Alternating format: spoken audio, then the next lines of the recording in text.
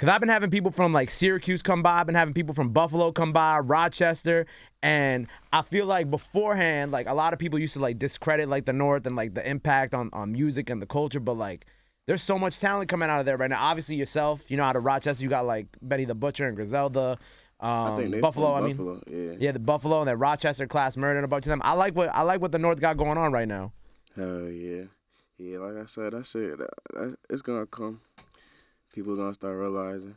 Do you feel like you guys are getting there yet, or do you feel like y'all still kind of like not you yourself, but like the North as a whole? Do you feel like y'all still feel kind of underrated in that? Yeah, definitely underrated, but yeah, it's alright though. It felt like it's a lot harder to come up out of there than like anywhere else because it's so small. Right.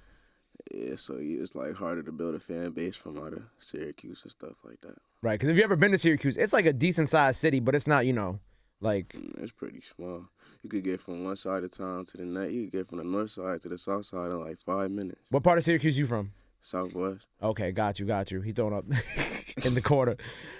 I find your story so interesting because you really kind of blew up during the pandemic. Mm-hmm. Like 2020, obviously that's when you really first started getting noticed. During that time, and because like I know like a lot of labels when they sign like young artists from that time, they're like called pandemic babies because like obviously that's when you first came up.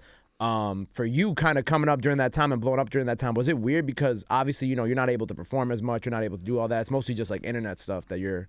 Yeah, it was definitely weird. Like I didn't even sign. Like I didn't even when I signed my deal, I didn't even sign like a real paper. Like I had to sign it on a phone, like DocuSign.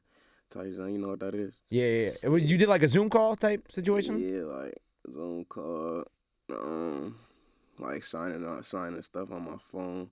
Like I ain't have no real like label meeting to sign a real paper in person and stuff.